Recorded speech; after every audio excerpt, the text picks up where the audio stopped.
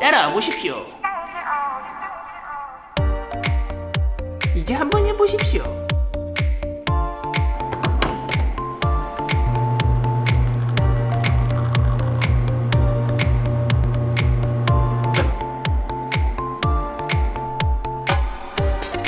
안녕하세요. 커피탐구소의 퀘스트빈입니다. 이번 시간에는 에스프레소용 그라인더의 분쇄도를 세팅하는 방법에 대해서 자세히 배워보도록 하겠습니다. 우선 분쇄도를 정확하게 세팅하시려면 에스프레소 추출에 대한 가장 기본적인 이론을 알고 계셔야 되는데요. 우선 정상적으로 에스프레소를 추출하려고 하면 25초에서 30초의 시간이 필요한데요. 그런데 만약에 25초 이하를 추출했을 때 이를 언더 추출이라고 해가지고 커피 맛이 약간 싱겁고 커피의 성분이 잘 못 들어간 경우를 얘기하고요. 그리고 반대로 30초를 넘겨서 추출을 할 경우에는 우리는 이것을 보고 오버 추출이라고 하는데요. 오버 추출 같은 경우에는 커피에서 잡내나 탄맛이 많이 올라올 수가 있습니다. 우선 에스프레소 추출을 25초에서 30초로 맞추려고 하면 크게 두 가지 방법을 선택할 수가 있는데요. 한 가지 방법은 원두의 양을 조절하는 방법이고요. 그리고 또 한 가지는 이번 시간에 배울 분쇄도를 세팅하는 방법입니다. 분쇄도 세팅으로 추출 시간을 결정하는 원리 같은 경우에는 제 손이 지금 분쇄도의 굵기라고 가정하면은 분쇄도가 굵으면 굵을수록 이 틈이 넓기 때문에 물이 쉽게 빠져나갈 수 있겠죠. 이럴 경우에는 에스프레소 추출 시간이 짧아질 수가 있습니다. 그리고 반대로 또 이렇게 틈이 좁을 때는 커피가 빠져나갈 수 있는 틈이 없기 때문에 추출 시간이 길어질 수 있습니다. 이게 가장 기본적인 원리인데요. 이 원리에 대해서 제가 간단한 실험으로 한번 보여드리도록 하겠습니다. 실험을 위해 가지고 두 가지 원두를 준비했는데요.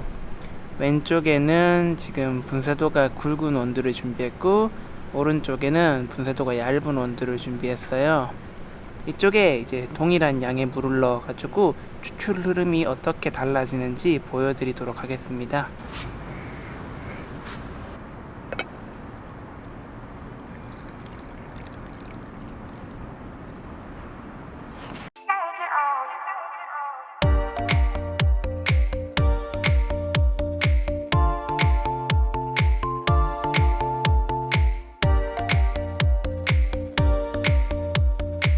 네, 잘 보셨나요?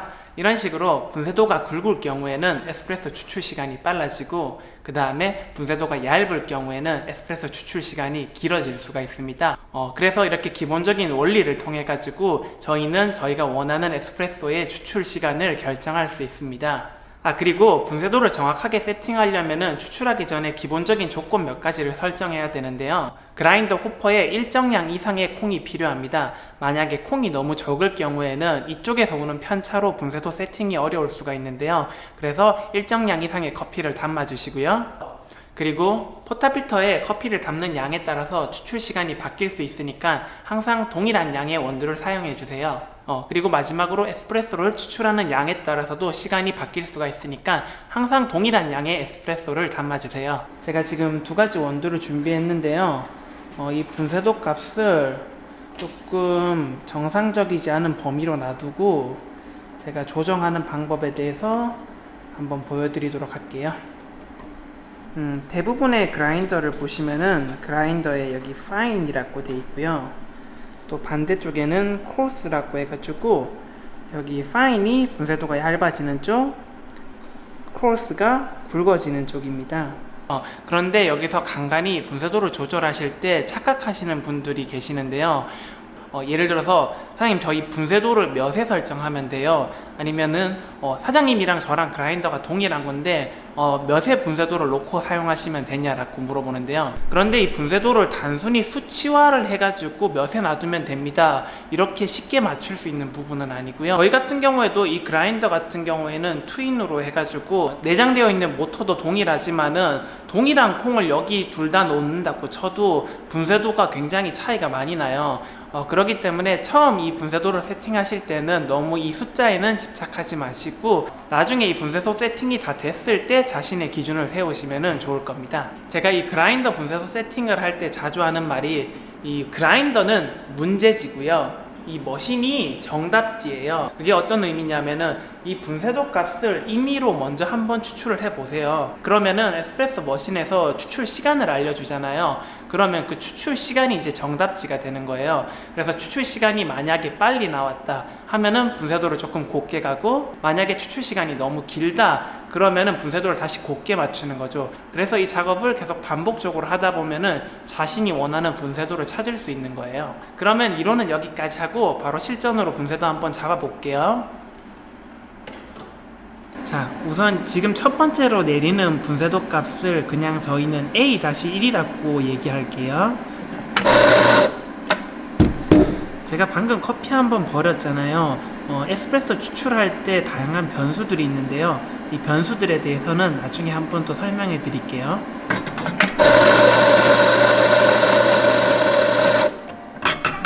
우선 자세히는 안 보이겠지만 이게 대략적인 분쇄도고, 원두는 20.0g 사용했습니다. 자, 이 상태에서 에스프레소 추출 한번 해볼게요. 자, 기본적인 탬핑 하고요.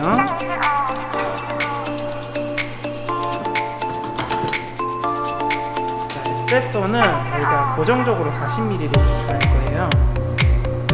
그런데 지금 에스프레소 추출하는 게 육안으로 봐도 굉장히 빨리 추출되고 있죠. 지금 에스프레소 추출하는 시간이 11초가 걸렸어요. 제가 아까 전에 에스프레소 추출하는 시간이 25초에서 30초가 필요하다고 했잖아요. 그런데 제가 방금 에스프레소로 추출한 거는 11초밖에 걸리지 못했어요. 그 의미는 지금 에스프레소 분쇄도가 너무 굵다라는 의미거든요. 그러면 여기서 제가 분쇄도를 얇은 쪽으로 한번 보내볼게요. 자, 여기서 분쇄도를 굵은 쪽에서 얇은 쪽으로 보낼게요. 그런데 지금 에스프레소 분쇄도가 너무 굵게 나오니까 조금 과감하게 이때는 움직일게요. 그래서 우선 임의의 숫자 4, 그래서 A-2번의 커피는 분쇄도가 4가 될 거예요. 그런데 여기서 주의해야 될 사항 중에 하나가, 지금 분쇄도를 조절했으면은 바로 A-2가 나오는 게 아니라 A-1이라는 커피가 내부에 조금 쌓여 있는 상태예요. 그렇기 때문에 A-1 커피를 한번 버려줄게요.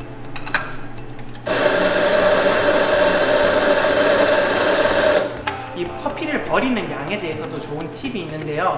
영상 끝까지 보시면은 후반부에 알려드리도록 할게요.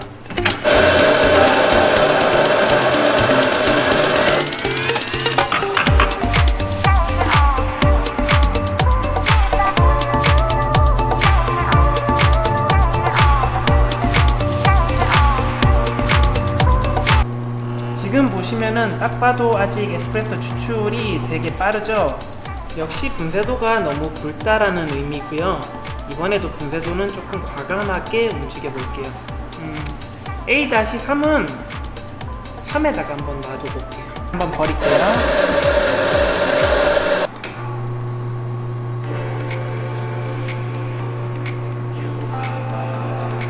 커피 추출 흐름이 아까 A-2번이랑 현저히 많이 바뀐 게 느껴져요. 아직까지 추출 속도는 제가 볼 때 조금 빠른 것 같지만은 확실히 이전과는 차이가 많죠. 이번에는 16초가 나왔죠. 그런데 제가 아까 전에 설명했던 25초에는 아직 미치지 못했어요. 동일한 식으로 계속 분쇄도를 바꿔볼게요. 그런데 방금 이제 커피 추출이 이제 16초로 어느 정도 근사치에 들어왔으니까 이때부터는 분쇄도를 되게 세밀하게 움직여 주시면 좋을 거예요. 그래서 이번에 A-4 커피는 한 2.5 정도에 놓아볼게요.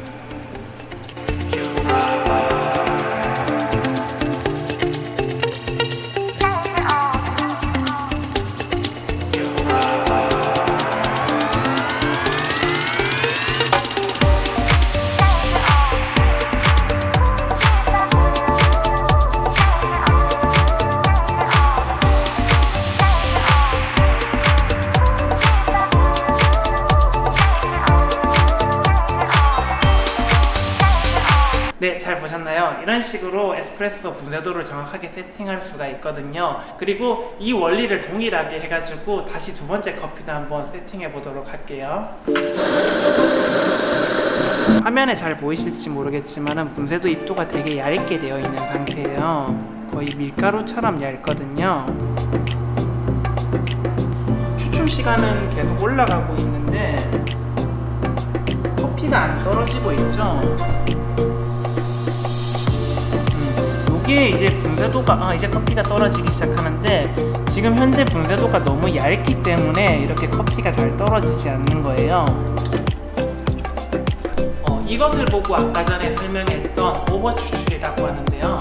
분쇄도가 너무 고와서 커피가 안 나오는 거예요. 이럴 경우에는 분쇄도를 다시 굵은 쪽으로 움직여가지고 추출 흐름을 맞춰줄 거예요. 매우 얇은 것 같으니까 이번에도 과감하게 조금 움직여볼게요. 제가 볼 때는 뭐 한 4.5 정도의 두 번째 커피를 뽑아보도록 할게요. 분쇄도를 풀어주니까 아까 전보다 추출 흐름이 훨씬 좋아졌죠. 추출 시간이 39초가 걸렸네요.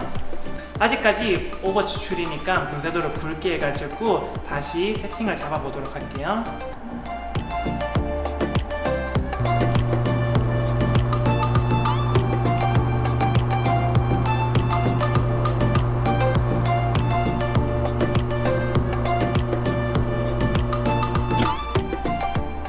잘 보셨나요? 방금 이런 일련의 과정을 통해 가지고 이제 에스프레소의 추출 시간을 25초에서 30초 내외로 맞출 수가 있는데요. 그래서 분쇄도를 조금씩 조절하면서 자신이 원하는 에스프레소 추출 시간을 맞추고 조금 과하거나 좀 싱겁거나 그때부터는 분쇄도 값을 더 디테일하게 맞추면서 자신이 원하는 커피 맛을 찾으실 수가 있을 겁니다.